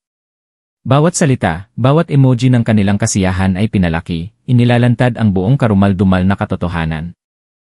Pagkatapos, tumayo si Mang Tonyo at isinumite sa korte ang buong file ng pagnanakaw ni Carlo ng 4 milyong piso mula sa kumpanya. At sa huli, ipinasa ni Atty. Garcia ang recording mula sa ballpen na iniwan ko sa klinika ni Reyes. Kagalang-galang na hukom, sabi ni Atty. Garcia, para tapusin, nais po naming tawagin si Santos, ang hepe ng neurology ng ospital ng lungsod, isang tunay na medical expert, para ibigay ang kanyang konklusyon. Tumayo si Santos, ipinakita ang resulta ng pagsusuri sa lason sa katawan namin ni inay. At sa huli, sabi niya, matapos ang masusing pagsusuri, bilang isang doktor na may mahigit 30 taong karanasan, kinukumpirma ko na si Ginang Elena ay nasa perpektong kalusugang pisikal at mental, at walang anumang senyales ng sakit sa isip. Lahat ay tapos na. Ang kurtina ng dula ay tuluyan ng bumagsak. Sa harap ng mga hindi matatawarang ebidensya, gumuho sina Carlo at ang kanyang mga kasabwat. Ang kanilang kumpiyansa at yabang ay naglaho, napalitan ang takot at kawalan ng pag-asa. Nawala sa sarili si Carlo, sumigaw siya na parang isang sugatang hayop, itinuro ako. Ikaw! Kasalanan mo to lahat! Hayop ka, niloko mo ako. Papatayin kita. Sumugod siya sa akin na parang baliw, ngunit agad siyang pinigilan ng mga pulis sa korte, pinosasan. Patuloy siyang nagpupumiglas at nagmumura, isang kaawa-awang itsura na malayo sa dati niyang anyo. Si Andrea naman ay hinimatay na mula pa nang marinig ang recording. Pagkagising niya, iyak lang siya ng iyak at nagsasalita ng kung ano-ano. Ang krimen na siya mismo ang umamin ay naging multo na bumabagabag sa kanya, nagtulak sa kanya sa tunay na kabaliwan. Ang aking mga biyenan ay nakaupong tulala. Marahil hanggang ngayon ay hindi sila makapaniwala na ang mga anak na labis nilang minahal at ipinagmalaki ay kayang gumawa ng ganitong mga krimen. Ang kanilang kasakiman ay bumulag sa kanila, ginawa silang kasabwat, at ngayon, kailangan nilang pagbayaran ang kanilang kamangmangan. Dumaloy ang luha sa mukha ni Aling Maria, ngunit hindi ito luha ng awa para sa akin, kundi luha para sa pagbagsak ng kanilang pamilya. Sinubukang tumakas ng peking doktor na si Reyes, ngunit hinarang siya ni Mang Tonyo. Ang kanyang peking itsura ay namutla, puno ng takot. Alam niyang tapos na ang kanyang karera sa panloloko. Malakas na ipinukpok ng hukom ang kanyang martilyo, ang boses ay puno ng otoridad. Ang korte ay may sapat ng basehan para magbigay ng desisyon. Ito ay isang kasong may matinding bigat, organisado, at planado. Iniuutos ng korte ang agarang pag-aresto sa mga akusadong sina Carlo, Andrea, Mang Jose, Aling Maria, at Jose Reyes para sa investigasyon sa mga kasong frustrated homicide, pandaraya, pagmike ng dokumento, at lalo na sa kasong pagpatay. Agad na pumasok ang mga pulis at ang tunog ng mga posas ay umalingaw-ngaw. Kasabay nito, pumasok ang mga mamamahayag na sinabihan na ni Mang Tonyo. Ang mga flash ng kamera ay walang tigil. Nakuha nila ang eksaktong sandali ng pagbagsak ng isang pamilyang kriminal. Isa-isa silang inilabas. Nang dumaan sa harap ko si Carlo, huminto siya. Tiningnan niya ako, hindi na galit, kundi may malamig na pagkamuhi, isang tingin na nangangako ng paghihiganti. Hindi ako umiwas. Tinitigan ko siya pabalik, ang aking mga mata ay kasing lamig ng sa kanya, ngunit walang pagkamuhi, tanging paghamak at kapayapaan. Inay, nakamit na ang hustisya. Ang mga nanakit sa iyo at sa akin ay nagbabayad na. Ang opisyal na paglilitis ay naganap 1 buwan pagkatapos. Dahil sa mga hindi matututulang ebidensya, natanggap ng mga salarin ang nararapat na parusa. Sina Andrea, ang direktang gumawa ng krimen, at si Carlo, ang utak, ay parehong sinentensyahan ng habambuhay na pagkabilanggo para sa pagpatay at iba pang mga kaso.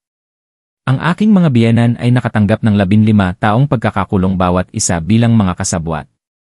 Si Reyes ay sinentensyahan din ng 15 taon para sa kanyang mga krimen. Ang kumpanya ni inay at lahat ng ari-arian ay naibalik sa akin. Agad din akong nagsampa ng diborsyo, tinapos ang nakalalasong relasyon na halos sumira sa aking buhay. Unti-unting bumalik sa normal ang aking buhay. Naroon pa rin ang sakit ng pagkawala ni inay, ngunit ang bigat ng kawalang katarungan at galit ay nawala na. Sinimulan kong ayusin ang Teresa Elena, ang pinaghirapan ni inay. Isang araw, tumawag si Atty. Garcia. Elena, may dapat kang malaman. Nagpadala ng mensahe si Carlo mula sa kulungan, gusto ka raw niyang makausap. Mayroon daw siyang mahalagang sikreto tungkol sa tunay mong ama na sasabihin sa'yo. Ang tunay kong ama, isang konsepto na pamilyar ngunit malayo sa akin. Mula pagkabata, hindi ko siya nakita. Sabi lang ni inay, namatay siya noong maliit pa ako. Hindi na ako nagtanong pa dahil ayokong malungkot si inay. Ang alok ni Carlo ay gumulo sa aking isipan. Ano ang binabalak niya? Gagamitin ang sikretong ito para takutin ako, para makipagpalitan ng isang bagay, o isang huling ganti para guluhin muli ang aking buhay. Nag-isip ako ng malalim. Isang bahagi sa akin ay gustong malaman ang katotohanan tungkol sa aking pinagmulan, ngunit isang mas malaking bahagi ang nagsasabing anumang galing kay Carlo ay lason. Hindi ko na siya hahayaang saktan pa ako ulit. Pagkatapos ng ilang araw, nagpasya ako. Tinawagan ko si Atty. Garcia. Tito Garcia, pakisabi po kay Carlo na hindi ko siya kakausapin. Anumang sikreto ang alam niya, baunin niya sa kulungan. Ang nakaraan ay hindi na mahalaga sa akin. Ang buhay ko ngayon ay ako ang magdedesisyon, hindi isang lalaking hindi ko kailanman nakilala, at lalong hindi isang mamamatay tao na tulad niya. Pagkasabi ko ng mga salitang iyon, isang kakaibang ginhawa ang naramdaman ko. Pinutol ko na ang huling tali na maaaring mag-ugnay sa akin sa madilim na nakaraan. Kailangan kong mabuhay para sa hinaharap, para sa alaala ni inay, at para sa aking sarili. Itinuon ko ang aking sarili sa trabaho bilang paraan ng paghilom. Ang kumpanyang Teresa Elena ay dumanas ng paghihirap matapos ang paninira ni Carlo. Ngunit sa tulong ng mga tapat na empleyado ni inay at sa sarili kong pagsisikap, unti-unti kong naibangon ang lahat. Nalaman kong mayroon din pala akong dugo ng isang negosyante, tulad ni inay matatag, desidido, at hindi sumusuko. Isa sa mga una kong desisyon ay ang paglalaan ng bahagi ng kita ng kumpanya at ng aking personal na yaman para itatag ang Teresa Elena Mental Health Foundation. Gusto kong gamitin ang aking kwento, gawing lakas ang aking sakit para tulungan ang mga taong may katulad na sitwasyon, mga biktima ng psychological abuse, at mga biktima ng inhustisya sa mga mental hospital. Ipinangalan ko ito kay inay at sa akin bilang paalala sa pamana ng pagmamahal at katatagan na iniwan niya. Isang hapon, nagpasya akong linisin ang lumang opisina ni inay sa bahay. Bawat libro, bawat dokumento ay nagpapaalala sa akin sa kanya. Habang inaayos ko ang isang estante, aksidente kong napindot ang isang lihim na mekanismo. Isang bahagi ng estante ang dahan-dahang bumukas, at lumitaw ang isang maliit na safety deposit box. Natigilan ako. Hindi ko alam na mayroon siyang sikretong kaha de yero. Sa kabutihang palad, ang aking kaarawan ang password. Bumukas ito. Sa loob, walang pera o alahas, kundi ilang lumang diary at isang selyadong sobre na may sulat na, para sa'yo, Elena, anak ko. Nanginginig kong binuksan muna ang sulat. Ang pamilyar na sulat kamay ni inay. Elena, mahal kong anak. Kung binabasa mo ito, ibig sabihin ay sapat ka ng matatag para harapin ang katotohanan. Ang pagkamatay ko ay marahil hindi simple tulad ng inaakala mo. Ang pamilya ni Carlo ay mga tauhan lamang sa isang mas malaking laro. Ang kanilang kasakiman ay ginamit ng isang mas mapanganib na puwersa sa likod nila. At ang katotohanan tungkol sa iyong ama, hindi siya patay tulad ng sinabi ko. Siya ay isang mahusay na mananaliksik. Ngunit dahil sa kanyang mga natuklasan, kinalaban niya ang puwersang iyon at pinaghiwalay nila tayo. Kailangan kong itago ang iyong pagkatao, kailangan kong magsinungaling na patay na siya para protektahan ka. Anak, mabuhay ka ng payapa. Huwag mo nang subukang mag-imbestiga pa. Masyadong malakas at mapanganib ang puwersang iyon. Kalimutan mo ang nakaraan at mabuhay ka para sa iyong kinabukasan. Ang tanging hiling ko ay ang iyong kaligayahan. Mahal kita, inay. Nahulog ang sulat. Umiikot ang aking isipan. Ibig sabihin, hindi lang pananakot ang sinasabi ni Carlo. Buhay pa ang aking ama, at may isang mapanganib na puwersa na nagmamanman sa amin. Ang plano ng pamilya ni Carlo ay dulo lamang ng isang malaking problema. Ang mga tanong ay paulit-ulit na pumapasok sa aking isipan, nagbubukas ng isang bagong kabanata na puno ng misteryo at panganib. Isang taon ang lumipas. Ang panahon ay unti-unting naghilom sa mga sugat. Ang Teresa Elena Pharmaceuticals, sa ilalim ng aking pamumuno, ay lalong lumago at naging isa sa mga pinagkakatiwalaang pangalan sa industriya. Ang Teresa Elena Foundation ay nakatulong na rin sa maraming tao. Naging isa akong matagumpay, matatag, at independent na babae, tulad ng laging ninanais ni inay. Sa unang anibersaryo ng pagkamatay ni inay, mag-isa akong dumalaw sa kanyang puntod.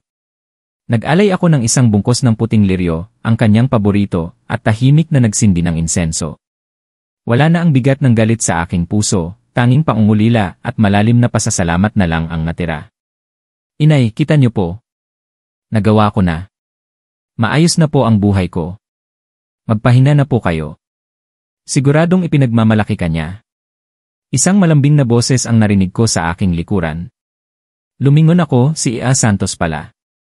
May dala rin siyang isang bungkos ng puting bulaklak. Mula noong paglilitis, naging mas malapit kami. Hindi lang siya isang tito at kaibigan ni inay, kundi naging kaibigan at kasangga ko na rin. Lagi siyang nasa tabi ko para magbigay ng suporta at payo sa pinakamahihirap na panahon. Salamat po, tito, umiti ako, isang tunay na ngiti ng kapayapaan. Magkatabi kaming nakatayo, tahimik na nakatingin sa puntod. Ang ginintuang sikat ng hapon ay kumalat sa luntiang damuhan. May gagawin ka ba mamayang gabi? Biglang tanong ni Ea Santos. Maghapunan tayo. Tiningnan ko siya.